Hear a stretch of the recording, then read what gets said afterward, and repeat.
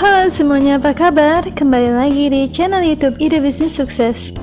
Buat kalian yang sedang mencari ide-ide buat bisnis, jangan lupa di follow YouTube Ide Bisnis Sukses dan dapatkan ide-ide menarik untuk memulai bisnis kamu. Di tayangan kali ini, Ide Bisnis Sukses akan membahas tentang bisnis supplier supermarket. Bisnis ini sangat menarik karena mendatangkan keuntungan yang sangat besar. Nah, sebelum mulai pembahasannya, jangan lupa di like dan subscribe dulu channel ini ya. Oke, kita langsung bahas aja teman-teman. Kalau belanja selain ke pasar, warung, kalian pasti suka ke supermarket kan?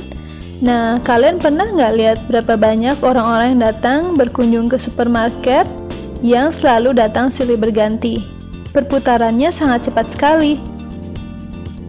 Coba deh perhatiin rak-rak yang ada di supermarket. Barang yang kita beli, kadang besoknya kita mau beli lagi, ternyata udah habis. Padahal sehari sebelumnya masih banyak. Pengunjung supermarket silih berganti datang dan pergi. Pernah kepikiran nggak? Itu enak banget ya yang jadi pemasok barang-barang yang dibeli konsumen itu. Cepet habisnya. Nah, kalau gitu, kenapa nggak kamu coba aja bisnis untuk menjadi supplier atau pemasok barang-barang itu? Karena banyak banget barang yang dibutuhkan supermarket. Kebutuhan pokok seperti beras, telur, daging-dagingan, sayuran, dan lain-lain. Atau kebutuhan sehari-hari, cemilan, minuman, dan alat-alat kebutuhan rumah tangga lainnya. Bisa dibilang, supermarket itu sendiri kan cuma menyediakan tempat dan konsep berbelanja aja. Di supermarket itu, tempat ketemunya penjual dan pembeli, sama kayak di pasar.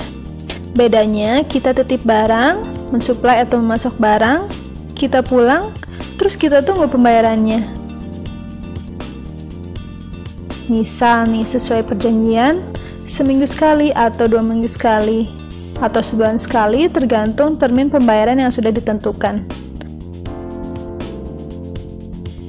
Juga kita bisa menunggu untuk dihubungi pihak supermarket kalau barang-barang perlu dikirim lagi, karena mungkin barang yang kita suplai laku keras sehingga membutuhkan pasokan yang lebih banyak. Kita tinggal cek stok dan tunggu pembayarannya. Wah, asik banget kan ya? Nah, kalau kamu berminat dengan bisnis ini, yuk sekarang kita coba bahas gimana caranya jadi supplier supermarket. Yang pertama adalah produk. Barang apa saja yang bisa kita pasok ke supermarket? Kamu bisa suplai sayuran, daging-dagingan, buah-buahan, atau apa aja produk yang kamu punya. Boleh produksi sendiri, atau kamu ambil dari produsen lain dan di repacking atau dikemas ulang dengan nama atau brand sendiri. Tapi jangan lupa, supermarket juga punya standar kualitas yang dibutuhkan. Misal untuk sayuran, standar seperti apa yang diinginkan supermarket. Misal yang organik atau sayuran dengan kualitas yang tinggi dan lain sebagainya. Kedua, mendaftar menjadi supplier. Terus gimana sih caranya bisa jadi supplier barang-barang di supermarket? Nah, caranya kamu datang ke supermarket tersebut. Tanya ke supervisor atau manajernya gimana cara mensuplai barang ke supermarket tersebut.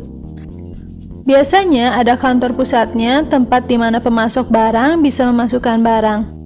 Biasanya pertama kamu bawa contoh barangnya, isi formulir, dan deskripsikan barang tersebut.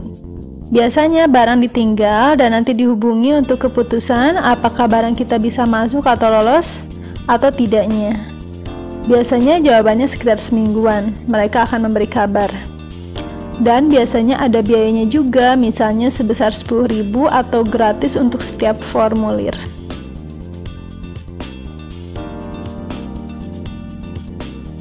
Di setiap perusahaan supermarket tersebut ada tim penilainya, di mana barang tersebut layak atau tidak untuk bisa disuplai. Karena pihak supermarket biasanya punya standar tersendiri.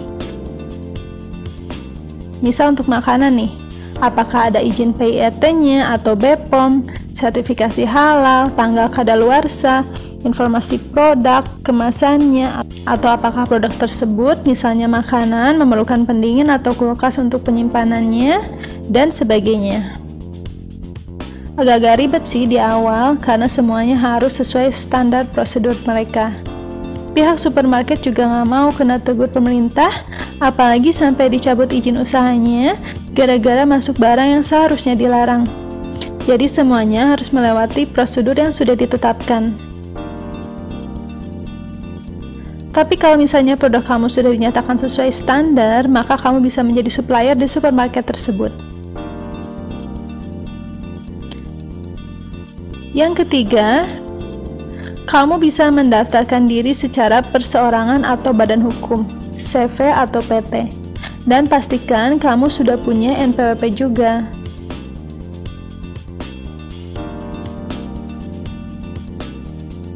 Yang keempat, sistem pembayaran.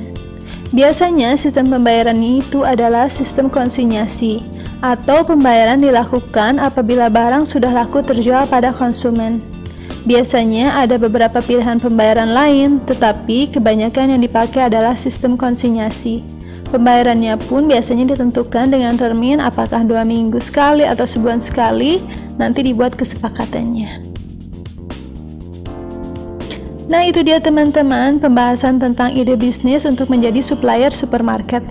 Semoga kalian suka ide bisnis yang dibahas kali ini.